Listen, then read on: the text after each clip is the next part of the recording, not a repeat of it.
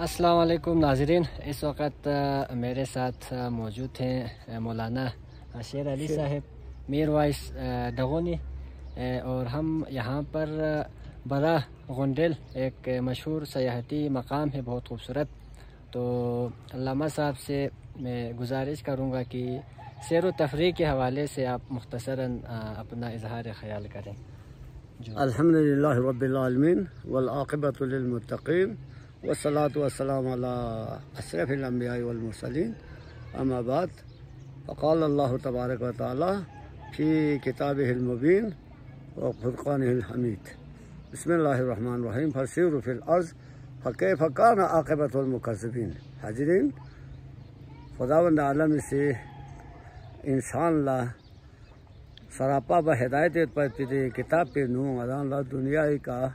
سیر تفریح بس لحمو مقام کو لستوس اور دیکھ تس پر پہ دو کنے کتان سبق پہ کتان لینس کہ دیکھو نیر یزگو سے کھری یزگو نافرمانی بخان کن لچی ترقی کا خوشیسا یعنی عذاب تنت اور کھری یزگو فرمان برداری بخان کن لچی کھری یزگو نعمت کو نشتنا نوازی بد جبو مدان اللہ سیری اصل فلسفہ دونوں کا مدان سے تجربہ حاصل بھی اللہ، دونوں کا مدان سبق حاصل بھی اللہ خداوند علیہ فسیروا فی الارض. بالکل جو فری متی پیران پیر کن مبا حیثیت نور بخشی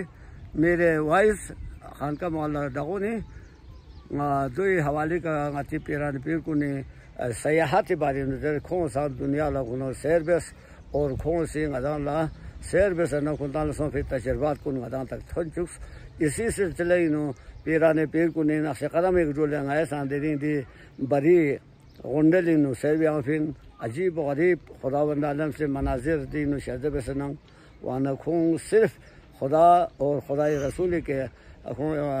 توکل بسے خون دے دے فرمان برداری بسے خون اللہ سے بیچے خداوند عالم سے دی کہتے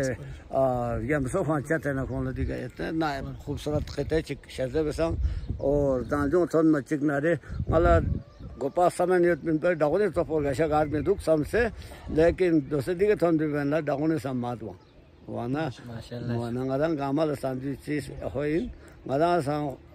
سیر و تفریح بسنا خدای چتنا ہدایت حاصل عجائبات کن لطاق وسپین. بالکل ناظرین، اسی پر ہی